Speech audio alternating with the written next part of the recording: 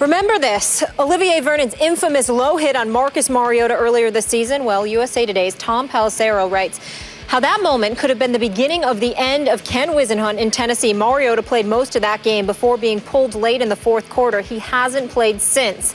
Titans interim president / CEO Steve Underwood was asked Tuesday if controlling owner Amy Adams Strunk was concerned about leaving in Mariota against Miami. Here's what Underwood had to say, quote, "I didn't hear that exact concern, but Strunk has repeatedly mentioned Marcus's health to me. I think she actually spoke to Mike Mularkey, the Titans interim coach, about it this morning. I know she had talked to Ken about it and to Rustin Webster, the general manager. She's very concerned about making sure that we do everything that's necessary, including keeping him out of games in order to avoid making his current injuries any worse." Skip, should Whisenhunt's handling of Mariota played a role in his firing? No. Stephen A., if it did, and I cannot defend Ken Whisenhunt in the big picture, but if this was the reason that he was fired, it's just flat out wrong. Now, if you want to look at his record as Titans head coach, which is 3-20, you got me there. If you want to look at his record over his past 35 games as an NFL head coach dating back to his last year at Arizona, during which he's 4-31, you really got me there. But I still have some respect for Ken Whisenhunt. If you recall, he did coach Arizona to that 2008 Super Bowl. And the next year, he did coach that Arizona team to a 10-6 record. I still have enough respect for him in his handling of quarterbacks, despite the tweet from Matt Leinart ripping him yesterday. I don't understand what he did wrong with Marcus Mariota. Now, I'm old school, and I view this differently than you do. If I can recollect our debate about how RG3 was handled or mishandled by Mike Shanahan during that playoff game in Washington, in which RG3 was hurt. Marcus Mariota, I thought, was protected well enough. Remember that opener against Jameis at Tampa? It was dinks and dunks. It was a lot of three-step drops, bang, bang, lots of yards after catch. He was 13 of 15 for 209 and 4 touchdowns, which were mostly yards after catch touchdowns. And he has been sacked some, but not a dangerous amount of sacks. And after he took the shot from Olivier, he goes in the locker room at halftime. He puts a brace on. He went back out. I get that. He finished with 4 turnovers in that game, but that was a leadership moment for him. That was a moment during which Marcus can win the locker room because he says, I'm going to tough it up, I'm going to suck it up, I'm going to go back out there, and I'm going to give you all I got, because he did not have, as you know, ruptured ligaments. He had a sprained knee. Now, that can be fairly serious, but not serious enough that you can't tough out the rest of that football game and help win over your team. The team isn't very good. We talk all the time about lack of supporting cast. He's got very little. As you know, I'm not the biggest Marcus Mariota fan going into the draft last year, much bigger Jameis fan, but you can't baby him. You can't overprotect him. Now, Mike Mularkey, the new interim head coach, is under orders to protect him. And I don't know, Amy Adams Strunk, obviously the daughter of the late Bud Adams, longtime owner of this franchise, and I don't know how close she is to Marcus, but maybe did she let her heart get in the way here, that he just took too much of a beating? I don't know. He obviously is their meal ticket. He is their franchise quarterback. But I think you have to let the franchise quarterback in the very violent game of pro football prove to the locker room that you can take some punishment. And I think he did. And I think he's still standing, and I think he's going to be able to come back here pretty quickly, and we'll see how he does the rest of the year. But I don't know how much more you can protect him with protections or play calls or whatever. I thought they did a pretty good job of that to start with. Well, I'm not sure about that, Skip Bayless, and you're right. You are old school. I'm a tad bit different than you, although I pride myself in being old school, unabashedly so. Let's be clear about something here. Ken Whisenhunt may not have deserved to be the head coach to begin with. There were other candidates that you could have had out there. His last 3 seasons in Arizona, they were mediocre seasons. I think it was a 7-9 season or 8-8 season sandwiched by 2 5-11 seasons. And the only time that he had a really, really good year, actually 2 years, they went 9-7 the year they went to the Super Bowl. Kurt Warner was your quarterback. The year after that, they went back to the playoffs with a 10-6 record, and you had guys like John Skelton and Derek Anderson and Max Hall as your quarterback. The year after that, even, you had a Kevin Cobb with a Skelton. So you haven't had much to work with. What we know about Whisenhunt is that experienced, talented quarterbacks are individuals he can help, a la Phillip Rivers. But outside of that, he struggles. He struggles to be a leader. He struggles to be a head coach. He's really one of those typical guys that are more suitable for a coordinator's position as opposed to a head coaching position. So when we take that into consideration, and then we look at the 2-14 season last year, and we recognize that this is the Tennessee Titans that we're talking about here.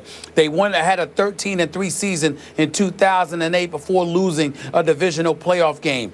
Ever since that time, they had 1-9-7 season, 1-8-8 season, and they didn't win more than 7 games other than those 2 seasons since 2009. So they've been mediocre, to be kind. You get the number 2 overall pick in the draft, Marcus Mariota. You're watching him along those first few games, Skip, taking some hits, getting a little bit beat up. We were proud of his toughness, if you remember correctly, because we saw him standing up in there and taking some big-time shots, getting introduced to that NFL game. But this was a nasty hit that Ken Whisenhunt himself acknowledged in a post-game press conference he deemed dirty. Well, if you deemed it dirty and it infuriated you to the point where your quarterback was hurt, considering the fact that he's the number 2 overall pick and you have an investment to protect, I'm thinking that Amy Adams Strunk was on the right course here when she's talking about leaning towards the side of caution, because it clearly is a marathon. It's not a sprint. We don't need instant results right now. What we need is somebody to build this franchise around, and let's not jeopardize him in his rookie campaign because we leave him in a particular game a little bit too long. Why bother with that?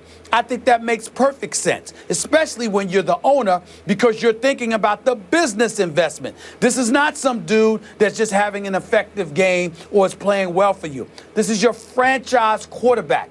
This is the future you have staked your franchise on. He's not just somebody you need to play.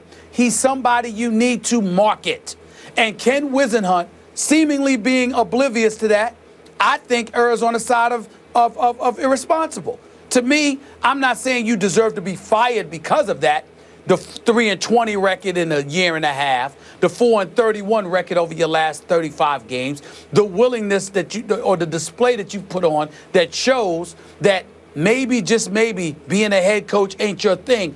All of that plays a role in it, not just that one incident with Marcus Mariota. But if you're talking about a final straw, that's applicable. It was a final straw as far as I'm concerned. I had no problem if that is the ultimate final straw, the nail in the coffin. That can't be the only reason, but if that's the nail in the coffin, I have no problem with it whatsoever. Makes sense to me.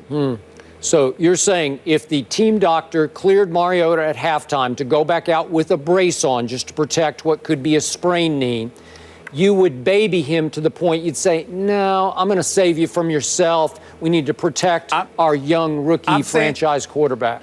I'm saying that for this team, yes. For this team in this situation, with the investment that they've made, with the struggles that they've had in desperately trying to find a quarterback, I'm saying you could have sat him out the rest of the game, and then after the game is over, you evaluate him accordingly. You evaluate him that week, and then whatever decision's made, the decision is made. But in the throes of that moment, you do not do that in that situation, because you understand, if you're Ken Whisenhunt, all that went into acquiring Marcus Mariota. You understand, Skip, that it's not just about winning or losing a particular week. It's about the business side of it and the bigger picture. He had a very micro perspective, not a macro perspective, and that's what ultimately, I believe, should have cost him his job. Okay, but if you told me that Marcus Mariota had already proven at that point he was going to make the Pro Bowl, that he was so good that he could help save Whisenhunt's season and job potentially,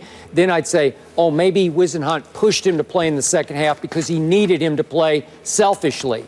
That's not going on here. The kid hasn't been that good since game one against Jameis, again, when he's dinking and dunking for 4 touchdowns.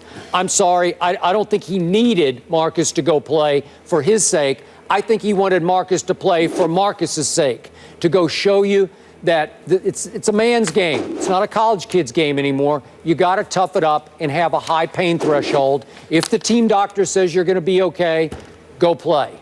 And that's what happened. Well, first of all, I think the thing that you're confusing here, Skip, is that in no way am I saying that he just threw Marcus Mariota to the wolves or whatever. I'm saying to you, he had a responsibility to take the bigger picture into consideration, not just for himself as a coach, along with the players that he's coaching, but for the organization overall, because you know what you walked into when you took the job. You were lucky to get the head coaching job. When he landed the Tennessee job, all of us were sitting here saying, why him?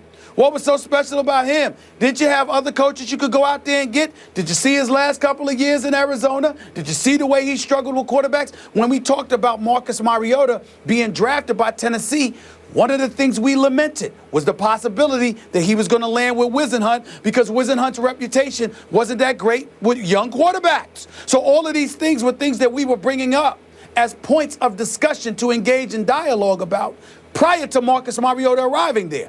Then he arrives there, and you decide that this is what you want to do when you've got an owner that's sitting there and they're using him in Nashville, Tennessee as their lone marketing commodity.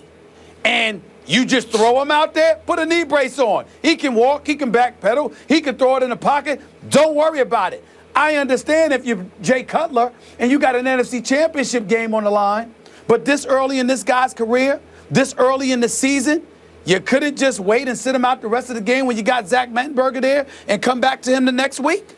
I would have been annoyed too if I was Amy Adams Strunk. I would have been annoyed with him. You know what? There's just a little bit of Pep Hamilton syndrome going on here, in that I feel like they needed a scapegoat. They needed a fall guy because their young quarterback, I know it's different with Andrew Luck in his 4th year. That's why I said just a little bit.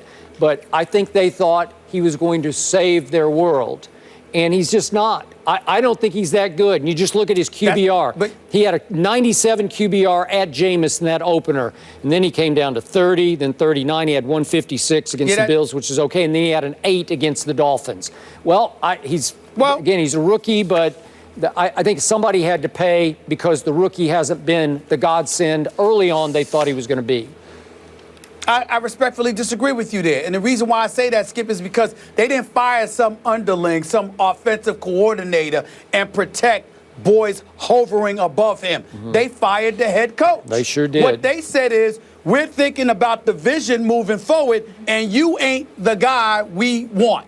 That's what they're saying. You got Indianapolis by getting rid of Chuck Pagano. If Grigson and Pagano is still there, if Chuck Pagano and Grigson are still there, what difference does it make? You can sit there and point the finger at Pep Hamilton all you want, but it doesn't make a bit of difference if you got those other two in place. In this case, you changed at the top, which means that everybody under him is not safe. So you sent the message. This is what we're trying to do. We're not satisfied with the leadership that we have here. And the buck is supposed to stop with you, so you're going. They ain't blaming on an offensive coordinator. They ain't fired a team doctor who evaluated Marcus Mariota. They got rid of the head coach, and that's who should have been gone. I have no problem with it. None whatsoever. Do you still see a bright future for Marcus Mariota? I think there's potential there. I like the way he looked against Buffalo, against Indy, even though he threw 2 interceptions. I'm just looking at some of his numbers right here. He completed 81% of his passes in week 1, 60 and above percent, 61, 65, and 63% of his passes the last 3 weeks that he had played. He had 5 interceptions on the season, but he's been respectable. I think he has potential because he has wheels and he has an IQ. So it's just a matter of how much punishment he can take. Do I think he's going to be better than Jameis Winston? Hell no. But I do believe he can end up being a good quarterback on the NFL level. I do not see a bust here. I think he's got potential. Right or wrong, we know what the NFL stands for, not for long. And when a team's 1-6, last in the AFC South, you know that somebody's going to be out. And we are not certain yet if Mariota will play this Sunday. They'll be looking for their second win of the season in New Orleans. Someone who's clearly not having issues, Steph Curry. I know it's early, but he's making a case for back-to-back MVP honors, putting up MJ numbers. But can he